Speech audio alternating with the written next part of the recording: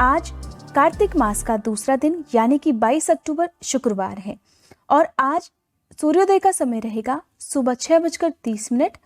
सूर्यास्त का समय रहेगा शाम 5:51 और चंद्रोदय का समय रहेगा शाम 7:07 पर। कार्तिक मास के पहले अध्याय में नैमिषारण्य तीर्थ में श्री सूत जी ने 88,000 शौनकादि ऋषियों से कहा था, अब मैं आपको कार्तिक मास की कथा विस्तार पूर्वक सुनाता हूँ, जिसका श्रवण करने से मनुष्य के सभी पाप नष्ट हो जाते हैं और अंत में ऐसा मनुष्य वैकुंठ लोक को जाता है। श्री सूत जी महाराज ने कहा, भगवान कृष्ण से अनुमति लेकर देवर्षि नारद के चले जाने के पश्चात सत्यभामा प्रसन्न होकर भगवान कृष्ण से कहती हैं, हे प्रभु, मैं धन्य हुई, मेरा जन्म सफल हुआ।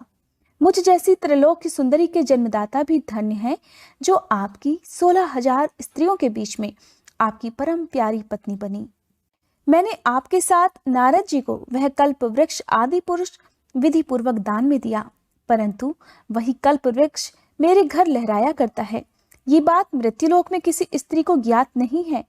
हे त्रिलोकीनाथ, मैं आपसे कुछ पूछने की इच्छा रखती हूँ। आप मुझे कृपया कर कार्तिक महात्म्य की कथा विस्तार पूर्वक सुनाइए, जिसको सुनकर मेरा कल्याण हो और जिसको करने से कल्प पर्यंत भी आप मुझसे कभी दूर न हो सके। श्री सूत जी महाराज कहते हैं, सत्यभामा के ऐसे वचन सुनकर श्री कृष्ण ने हंसते हुए सत्यभामा का हाथ पकड़ा और अपने सेवकों को वहीं रुकने के लिए कहकर विलास युक्त अपनी पत्नी को कल्प वृक्ष के नीचे ले गए।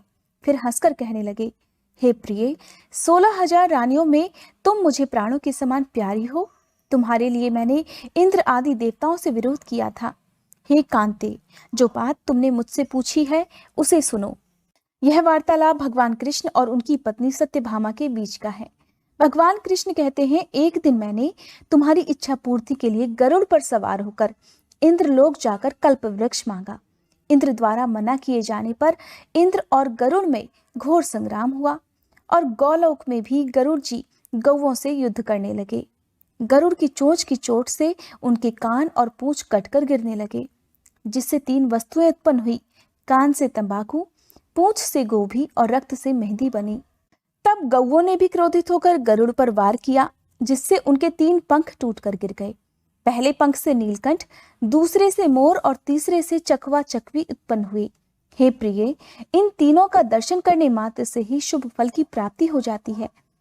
यह सुनकर सत्यभामा ने कहा, हे प्रभु, कृपया करके मुझे मेरे पूर्व जन्मों के विषय में बतलाइए कि मैंने अपने पूर्व जन्म में कौन कौन से दान, व्रत और जप नहीं किए हैं। मेरा स्वभाव कैसा था, मेरे जन्मदाता कौन थे और मुझे मृत्युलोक में जन्म क्यों लेना पड़ा। मैंने ऐसा कौन सा पुण्य कर्म किया था जिससे मैं आपकी अर्धांगिनी बनी। श्री कृष्ण कहते हैं, हे प्रिय, अब मैं तुम्हें तुम्हारे द्वारा पूर्व जन्म में किए गए पुण्य कर्मों को विस्तार पूर्वक बताता हूँ, उसे ध्यान से सुनो। अपने पूर्व जन्म में सतयुग के अंत में मायापुरी में अत्रि गोत्र में वेद वेदांत के ज्ञाता देव शर्मा नामक एक ब्राह्मण निवास करते थे। वह प्रतिदिन अतिथियों की सेवा, हवन और सूर्य भगवान का पूजन किया करते थे। वह सूर्य के समान तेजस्वी थे। वृद्धावस्था में उसे गुणवती नामक कन्या की प्राप्ति हुई। उस पुत्रहीन ब्राह्मण ने अपनी कन्या का विवाह अपने ही चंद्र नामक शिष्य के साथ कर दिया। क्योंकि वह चंद्र को अपने पुत्र के समान मानता था, तब चंद्र भी उसे अपने पिता की भांति ही सम्मान देता था। एक दिन वे दोनों कुश और समिधा लेने के लिए जंगल में गए हुए थे। जब वे हिमालय की तलहटी में भ्रमण कर रहे थे, तब उन्हें एक राक्षस आता हुआ दिखाई दिया। उस राक्षस को देखकर भय के कारण उनके अंग शिथिल हो गए और वे वहां से भागने में भी असमर्थ हो गए। तब उस समय काल के समान राक्षस ने उन दोनों को मार डाला। क्योंकि वे धर्मात्मा थे, इसीलिए मेरे पार्षद उन्हें मेरे वैकुंठ धाम में ले आए। उन दोनों द्वारा आजीवन सूर्य भगवान की पूजा किए जाने के कारण मैं उन दोनों पर अति प्रसन्न हुआ। गणेश जी, शिव जी, सूर्य और देवी, इन सब की पूजा करने वाले मनुष्य को स्वर्ग की प्राप्ति होती है। मैं एक होता हुआ भी काल और कर्मों के भेद से 5 प्रकार का होता हूँ। जैसे एक देवदत्त, पिता, भ्राता आदि नामों से पुकारा जाता है। जब वे दोनों विमान पर आरूढ़ होकर सूर्य के समान तेजस्वी रूपवान चंदन की माला धारण किए हुए मेरे भवन में आए, तब वे दिव्य भोगों को भोगने लगे।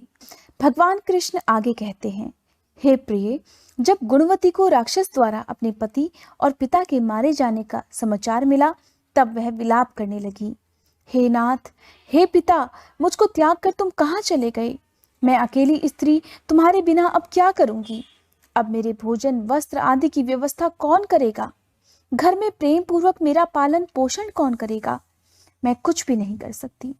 मुझ विधवा की कौन रक्षा करेगा? मैं कहाँ जाऊं? मेरे पास तो अब कोई ठिकाना भी नहीं रहा। इस प्रकार विलाप करते हुए गुणवती चक्कर खाकर धरती पर गिर पड़ी और मूर्छित हो गई। कुछ देर बाद जब उसे होश आया, तब वह पहले की ही भांति करुण विलाप करते हुए शोक सागर में डूब गई। कुछ समय पश्चात उसे ध्यान आया कि उसे अपने पिता और पति की मृत्यु के बाद उनकी क्रिया करनी चाहिए, जिससे उनकी गति हो सके। इसलिए उसने अपने घर का सारा सामान बेच दिया और उससे प्राप्त धन से उसने अपने पिता और पति का श्राद्ध आदि कर्म किया। उसके बाद वह उसी नगर में रहते हुए 8 पहर भगवान विष्णु की भक्ति करने लगी। उसने मृत्यु पर्यंत तक नियम पूर्वक सभी एकादशियों का व्रत और कार्तिक महीने में उपवास और व्रत किए। हे प्रिय, एकादशी और कार्तिक व्रत मुझे बहुत ही प्रिय हैं। इनसे मुक्ति, भुक्ति, पुत्र तथा संपत्ति प्राप्त होती है। कार्तिक मास में जब तुला राशि पर सूर्य आता है, तब ब्रह्म मुहूर्त में उठकर स्नान करने और व्रत और उपवास करने वाले मनुष्य मुझे बहुत अधिक प्रिय होते हैं, क्योंकि यदि उन्होंने पाप कर्म भी किए हों तो भी स्नान और व्रत के प्रभाव से उन्हें मोक्ष मिल ही जाता है। कार्तिक मास में मंदिरों में झाड़ू लगाने वाले, स्वास्तिक बनाने वाले तथा भगवान विष्णु की पूजा करने के साथ साथ दीपदान करने और तुलसी जी की पूजा करने वाले मनुष्य जन्म मरण के चक्कर से मुक्ति पा जाते हैं। इस प्रकार गुणवती हर वर्ष कार्तिक मास की पूजा करने लगी, भगवान विष्णु की पूजा करने लगी और कार्तिक मास में जितने भी उपवास होते वो सभी उपवास भी रखने लगी। हे प्रिय, एक बार उसे ज्वर हो गया और वो बहुत कमजोर हो गई। फिर भी किसी प्रकार गंगा जी में स्नान करने के लिए चली गई। गंगा तक तो वह पहुंच गई, परंतु शीत के कारण वह पूरी तरह से कांप रही थी। इस कारण वह शिथिल हो गई। तब मेरे दूत उसे मेरे धाम में ले आए। इसके बाद ब्रह्मा आदि देवताओं की प्रार्थना पर जब मैंने कृष्ण का अवतार लिया, तब मेरे गण भी मेरे साथ इसी पृथ्वी पर आए। तुम्हारे पिता पूर्व जन्म में देव शर्मा थे, तो इस जन्म में सत्यजित हैं। पूर्व जन्म में चंद्र शर्मा जो तुम्हारा पति था वह डाकू है, और हे देवी, तू ही वह गुणवती है। कार्तिक व्रत के प्रभाव के कारण तुम ही मेरी अर्धांगिनी हुई हो। पूर्व जन्म में तुमने मेरे मंदिर के द्वार पर तुलसी जी का पौधा लगाया था। इस समय वह तुम्हारे महलों के आंगन में कल्प वृक्ष के रूप में विद्यमान है। उस जन्म में जो तुमने दीपदान किया था, उसी कारण तुम्हारी देह इतनी सुंदर है और तुम्हारे घर में साक्षात लक्ष्मी जी का वास है। क्योंकि तुमने पूर्व जन्म में अपने सभी व्रतों का फल पति स्वरूप विष्णु भगवान को अर्पित किया था, उसी के प्रभाव से इस जन्म में तुम मेरी प्रिय पत्नी बनी हुई हो। अपने पूर्व जन्म में तुमने नियम पूर्वक कार्तिक मास की पूजा की थी और उपव्रत रखे थे, उसी के कारण मेरा और तुम्हारा कभी वियोग नहीं हो सकेगा। इसी प्रकार कार्तिक मास में व्रत आदि करने वाले मनुष्य मुझे तुम्हारे ही समान प्रिय होते हैं। दूसरे जप, तप, यज्ञ, दान आदि करने से प्राप्त फल कार्तिक मास में किए गए व्रत के फल से कहीं ज्यादा पुण्यदायी होता है। इस प्रकार भगवान कृष्ण के मुख से अपने पूर्व जन्मों के पुण्य का प्रभाव सुनकर देवी सत्यभामा बहुत प्रसन्न हुई।